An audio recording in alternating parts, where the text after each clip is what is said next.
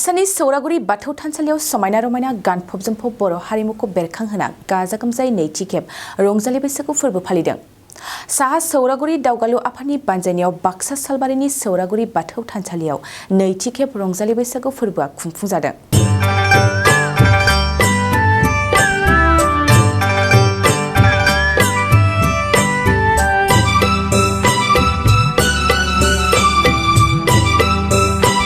खुंफुंजानाय बैसागु फोरबोआव समायना रमायना गाबजों गानफब जोमफब बर' हारिमु बेरखांहोनानै हारिमुआरि हान्जा सुरनाय गाजा गोमजायै मोसानाय रंजानायखौबो नुनो मोन्दों। बेबादिनो हारिमु मोनाबिलियाव देंखोगिरि लैथोमा ब्रह्म, मौसुमि गयारी, लोगोसे मुंदांखा फेस्ला फावखुंगुर मेन्देला बसुमतारी, कदाल आरो थेफु बिथांमोनाबो बाहागो लाफैगोनखौ मिथिदों खुंफुं आफादनिफ्राय। बेयाव जोङो सिगाङाव जोंहा बैसागु फोरबो फालिनाय फिसायैनो थांदोंमोन। दायो बे नैथि खेबाव जों दिनै हारिमु हान्जा सुरनाय हाबाफारि लादों आरो लोगोसे जोंनि बर' हारिमुआव मा दं, मा जों मावनानै जायो, मा कालसार दं बेफोरखौ जों दिन्थिफुंनाय जादों। लोगोसे जोंनि बाथौ धोरोम फार्स्ट गिबिनिफ्राय लानानै जोंनि हिन्जाव गोदान, हौवा गोदान, लोगोसे बर' हारिया मा मावनानै जायो, माइ गायनाय, हालेवनाय बेफोरखौ गासैखौबो ना सारनानै जानाय, बेफोरबायदि एम्फौ फिनाय बेफोर बिबानखौ लानानै जों जोंनि हारिमुखौ दिन्थिफुंनाय जादों। मा हाबाफारि थाङो दासिमहालागै मैया जोंहा माबा दंमोन। दा बेनो गिबिमोन दिनैनि जिथुनिखि 30 बैसागो लास्ट बैसागो बिदायनि बेनो गिबिमोन जोंनि हाबाफारिया। बेयाव जोंहा दासो जा गिबि जोबदों।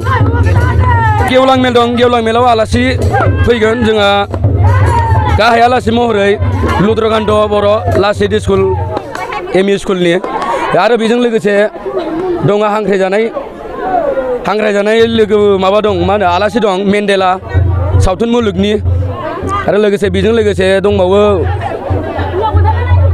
सावथुन मुलुगनिनो गोबां दं।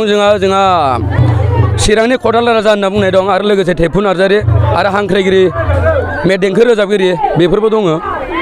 हारिमु हान्जा सुरनायाव जों दिनै जोंनि बर' हारिखौ लानानै बागुरुम्बा मोसानाय, बाथौनिफ्राय लानानै बागुरुम्बा मोसानाय, हौवा गोदान हिन्जाव गोदान, बारलाम्फा बैराथि बेफोरखौ लानानै गासैखौबो आरो जोंनि बै जिथुनिखि खाम जथा दामनाय बेफोरखौ लानानै एम्फौ फिनाय गासैबो जोंनि बे एम्फौ फिनाय खुन्दुं जि दानाय माबा बेफोरखौ गासैखौबो देखायनाय जादों।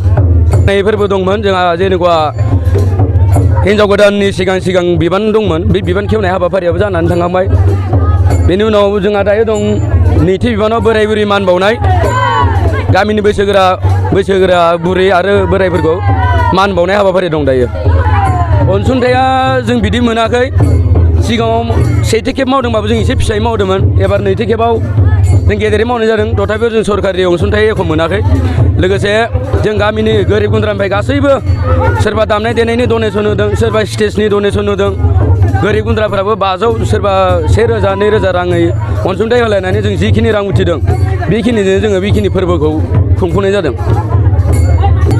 बे खुंफुंनायाव गासै सौरागुरिबो दं आरो लोगोसे बेलेग गामिनि गासै बर' हारि बेफोरखौ लाजोबनानै बे फोरबोखौ खुंफुंनाय जादों। हेफाजाब दं। बहुत गामिनि गोजाननि आलासिफोर दं, लेंहरजानाय आलासिफोर दं आरो लोगोसे बेलेग गामिनि सुबुंफोरा फैनानै जोंखौ लैहोर सापर्ट होफैदों। सरकारनि अनसुंथाइ जों बिदि मोनाखै। माने जोंखौ रायजोनिफ्राय गासैबो डनेसन होलायदों आरो जों बिदि सरकारा होनखादों लामा कालेक्सन खालामनो मोना, माबा खालामनो मोना। जों बिदिबो खालामाखै। जों गामिनि गासैबो रायजो राजानिफ्रायनो डनेसन लानानै बे फोरबोखौ खुंफुंनाय जादों। जिसे थाखोआव मुं थिसननो गोनां फरायसाफोरनि थाखाय मोनसे गोनां फोसावथाय। क'क्राझार दा रिलेटिभ पाब्लिक स्कुलाव थाखो 10 सिम मुं थिसननाया सोलिगासिनो। साइन्स आरो आर्ट्स मोन्नैबो आयदायाव थाखो 10 नि मुं थिसननाया सोलिगासिनो। मुं थिसननायजोंनो लोगोसे साइन्स आयदानि फरायसाफोरनो स्कलारशिप टेस्टनि सुबिदा होनाय जागोन। बेनि गेजेराव फरायसाफोरखौ टप 3 सायख'नाय जागोन। 75% आरो स्कलारशिप टेस्टनि काट अफ मार्क जागोन। टपार जानो हानाय फरायसाफोरा 100% स्कलारशिपनि सुबिदा मोननो हागोन।